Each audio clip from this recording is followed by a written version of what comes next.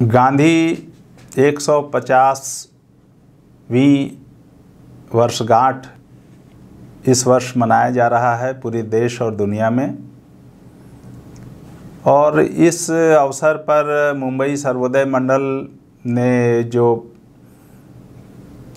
एक आयोजन किया है और इस आयोजन में आप लोगों से मुखातिब होने का मौका मिला, इसके लिए आप सबों को, सर्वोदय मंडल को मैं धन्यवाद देता हूं, उनके प्रति आभार प्रकट करता हूं।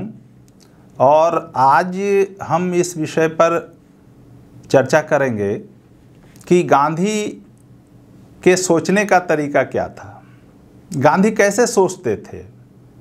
वैसे भी किसी भी विचार को, किसी भी व्यक्ति के विचार को, किसी भी दर्शन को अगर समझना है तो उस समय की परिस्थिति, उस व्यक्ति का जिसने उस दर्शन को, उस विचार को आगे बढ़ाया, वो किस प्रकार से सोचते हैं, इसको समझना बहुत ज़रूरी है। परिस्थिति को भी जानना और समझना बहुत ज़रूरी है। नहीं तो हम शायद मूल्यांकन करने में या समझने में, दोनों ही स्तर पर हम गलती कर सकते हैं। अब गांधी पर बात करें शुरू, उससे पहले मैं एक उदाहरण ज्योतिबा फुले से संबंधित देना चाहता हूं। आप सभी जानते हैं या मानते हैं, कुछ लोग उसका अलग विश्लेषण करते हैं, लेकिन आमतौर पर यह धारणा है कि 1857 का जो विद्रोह हुआ वो भारत का प्रथम स्वतंत्रता संग्राम था, ऐसा लोग मानते हैं, इतिहासकार भी ऐसा मानते हैं। बहुत से लोगों का ये कहना है कि उसके पहले भी बहुत से विद्रोह हुए थे, आदिवासियों के विद्रोह हुए थे, किसानों के विद्रोह हुए थे। लेकिन इन तथ्यों के बावजूद एक आम धारणा ये है कि 1857 का विद्रोह प्रथम स्वतंत्रता संग्राम था। अभी मैं उस विषय में नहीं जा रहा हूँ, उस विवाद में भी नहीं जा रहा हूँ, लेकिन ये उसी समय जब पूना में यह विद्रोह आगे बढ़ रहा था और पेशवा उस विद्रोह में शामिल थे अंग्रेज़ों के खिलाफ, तो इस भारत के एक महान समाज सुधारक पेशवा के पक्ष में खड़े नहीं थे। और उन्होंने कहा, ज्योतिबा फुले ने, कि अगर यह आंदोलन सफल होता है तब फिर पेशवाई स्थापित होगी। इसका मतलब यह है कि जो सामाजिक गुलामी पेशवा राज में चल रहा था, जिसके कि पेशवा पोषक थे, और इस आंदोलन में वो अपनी हैसियत के लिए तो लड़ रहे थे, लेकिन सामाजिक मुक्ति के लिए नहीं संघर्ष कर रहे थे, तो उन्होंने उस आंदोलन का समर्थन नहीं किया। अब इसका क्या अर्थ हम लोग लगाएं कि ज्योतिबा फुले राजनीतिक स्वतंत्रता के हिमायती नहीं थे? जो सामाजिक स्वतंत्रता के हिमायती थे, सामाजिक समता के हिमायती थे, आर्थिक समता के हिमायती थे, वो राजनीतिक गुलामी के पक्षधर हो सकते हैं।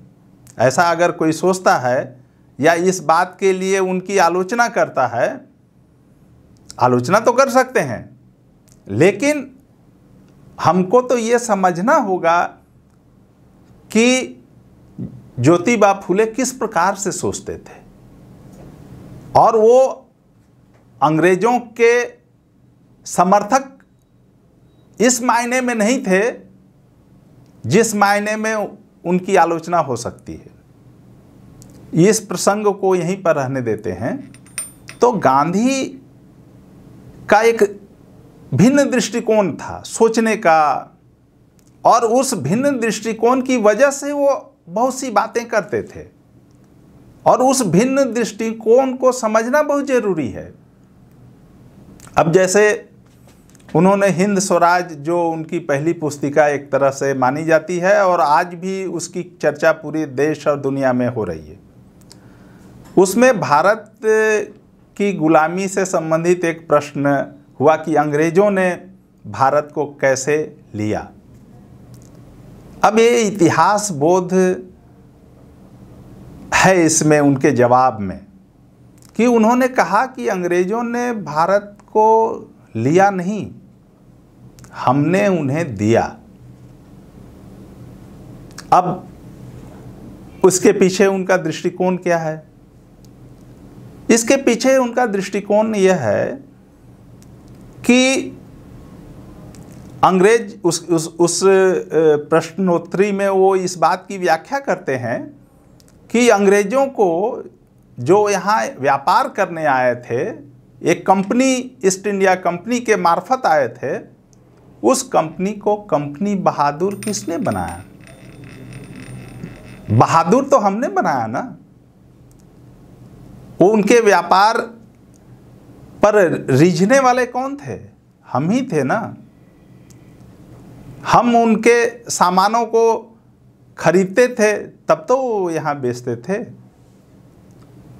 अंग्रेज तो एक व्यापारी कौम थी, वो राज करने तो आई नहीं थी यहाँ पर। फिर राज कैसे करने लगी? आजकल हम लोग देखते हैं कि हर मोहल्ले में या अपार्टमेंट में लोग सिक्योरिटी रखते हैं। जब यहाँ के राजागण कमज़ोर हो गए, भोग विलास में व्यस्त हो गए और व्यापार को संरक्षण नहीं दे पाए, तो ईस्ट इंडिया कंपनी ने अपने व्यापार की सुरक्षा के लिए खुद से सिक्योरिटी फोर्स रखना शुरू किया। और हमारे राजाओं ने आपसी प्रतिद्वंदिता में एक दूसरे को नीचा दिखाने के लिए और राज्यों को हड़पने के लिए उस फौज का, जिसे कंपनी ने अपनी हिफाजत के लिए रखा था, इस्तेमाल करना शुरू किया। और जब आप कंपनी से ले रहे हैं तो कंपनी को देना भी पड़ेगा। आपने उसकी सहायता ली, इसके एवज में कंपनी ने आपसे भी लिया।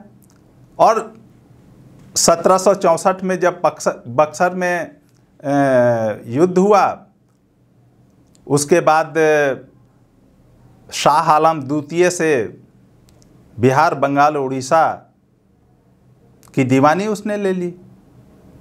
तो ये कैसे ले लिया? ये पूरी प्रक्रिया का विश्लेषण करते हुए ये कहते हैं कि हमने उन्हें दिया। और जिस समय भारत की आबादी 35-38 करोड़ थी, उस समय फिजिकली, शारीरिक रूप से 40,000 अंग्रेज ही यहाँ थे। तो 40,000 अंग्रेज तो कभी भी जा सकते थे। अगर 35 करोड़ लोग उठकर खड़े होते और कहते कि तुम यहाँ से चले जाओ। इसका मतलब यह है कि भारत अपनी कमजोरियों के चलते गुलाम हुआ। ये एक तरीका है सोचने का। ऐसे इतिहास का विश्लेषण करेंगे तो यह पूरी बात नहीं होती है। भारत की गुलामी के लिए भारत की आंतरिक कमजोरियां जितनी जिम्मेवार है, वैसी ही जिम्मेवार अंग्रेज़ों की बदमाशियां भी है। लेकिन अंग्रेज़ों को की इस बात के लिए हम निंदा कर सकते हैं, उसका अपयश पूरी दुनिया में हम फैला सकते हैं, वो हुआ भी। लेकिन उससे हमारे समाज की कमजोरियां कैसे दूर होंगी?